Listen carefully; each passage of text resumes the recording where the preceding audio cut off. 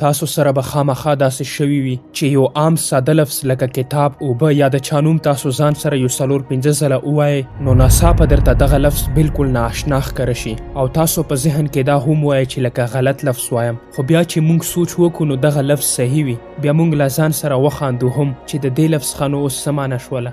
دغه لفظ بیا موږ ته صرف یو اواز ښکاري او هیڅ مطلب نه لري.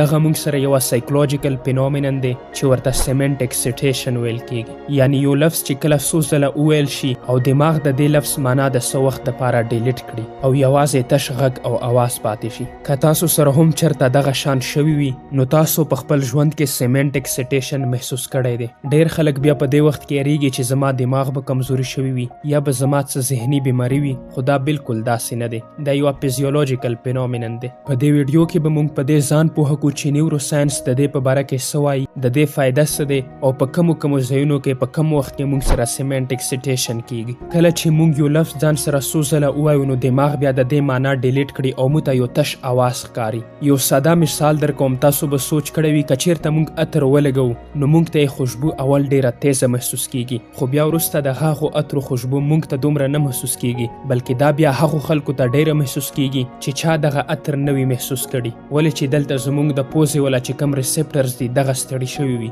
نو بیا دماغ دغه سوچ کوي چې بار بار د دې خوشبو څه فایده نشته، نو دغه بیا زموږ دماغ باد کې کټ کړي. او لکه کله چې موږ بار بار یوه سندره واورو نو په هغې سندرې کې اول ډیره مزه وي، په هغو شعرونو کې اول ډیر خوند وي، نو چې کله بیا دغه سندره موږ 10-15 ځله واورو نو د دې سندرې نه بیا هغه خوند لاړ شي کم چې پکې مخکې و. دا ځکه چې زموږ دماغ پوهه شي چې دا خو ته ما باندې بار بار اورې او د دې هیڅ فایده نشته، ځکه چې په هر څه باندې ته معلوم یې، نو دا ته بیا بار بار ولې اورې. دغه شان زموږ په دماغو کې هر یو لفظ د یو ورکوټي بجلي سرکټ په شان دی. نو کله چې موږ یو لفظ څو ځله ووایو لکه کتاب کتاب کتاب کتاب، نو دغه سرکټ بیا ورهډ شي. زموږ دماغ په انرژي سیور موډ کې خپل کار کوي. که دماغو ته یو شی بار بار راځي نو دماغ هغه ته توجه نه ورکوي، ولې چې دماغ بیا وایي چې ته خو ما هسې ستړی کوې، هسې زما انرژي ضایع کوې. نو دماغ بیا د دې لفظ معنا کټ کړي یعنی ډیلیټ یې کړي او کله کله خندا هم درشي چې دا اوس څه دي. په دماغو کې N400 سیګنل موجود وي.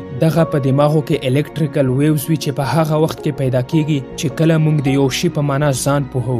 یعنی کله چې تاسو د سیب یعنی د مڼې نوم واورئ نو ستاسو په دماغو کې یو ویو یعنی یو لهر جوړ شي لکه سره، خوږه او میوه. دغه خیالات یو ځای ته راجمع شي او تاسو په معنا پوهه کی. دغه د N400 سیګنلز کار دی چې کله ساینسدانانو په دې باندې ډیپ سټډي او تجربه وکړي نو هغوی دا ولیدل چې په اول ځل مڼې ویلو سره N400 سیګنل لهر ډیر طاقتور وو، خو چې څو ځله بیا دغه مڼه موږ ووایو نو دغه N400 ویو بالکل کمزوري شي او دماغ موږ ته ووایي بس که زه دې هسې ستړی کړم، زه به اوس د دې لفظ معنا یعنی مطلب تا ته نه درکوم. په دې وخت کې بیا زموږ دماغ موږ نه د دې شي معنا کټ کړي. زموږ دماغ دغه معنا ځکه کټ کوي چې ولې هسې زما انرژي ختموي. دا ځکه چې زموږ دماغ موږ ته ووایي چې ښه پوهه یې خو هسې زما انرژي ضایع کوي، نو ځکه بیا موږ نه دغه معنا ډیلیټ کړي یعنی کټ یې کړي او دغه لفظ بیا موږ ته یو تش اواز ښکاري او دماغ موږ سره په انرژي سیور موډ کې وي. د دې له وجې زموږ دماغ بیا انرژي محفوظ کوي او بار بار بیا موږ ته د دې شي معنا نه راکوي. ولې چې دماغ وایي چې ما ته نور کارونه هم پاتې دي، زه به نور کارونه هم کنټرول کوم، نو دماغ دا وایي چې ما ته پکار دی چې زه خپله انرژي محفوظه وساتم او ډیر ځان ستړی نه کم. سیمنټ اکسیټیشن مطلب کله چې موږ ته یو لفظ نااشنا راولګي نو د دې ډیوریشن مطلب د دې وخت د 10 سکندو نه تر 13 سکندو پورې وي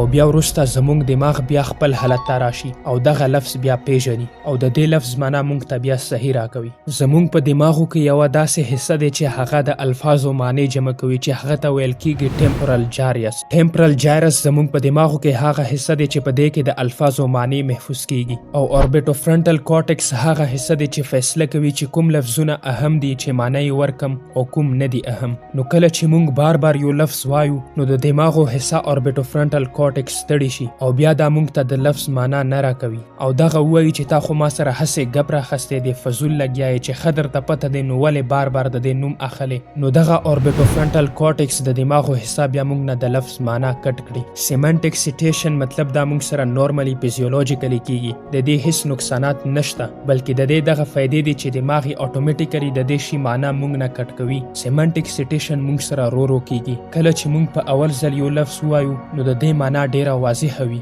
او که بیا داسې موږ بار بار وایو نو بیا رو د دې معنا بې خونده کیږي، کمزوري کیږي او آخر د دې لفظ معنا موږ نه ورکه شي، مطلب ډیلیټ شي، نو دې ته بیا موږ وایو سیمنټک سیټیشن.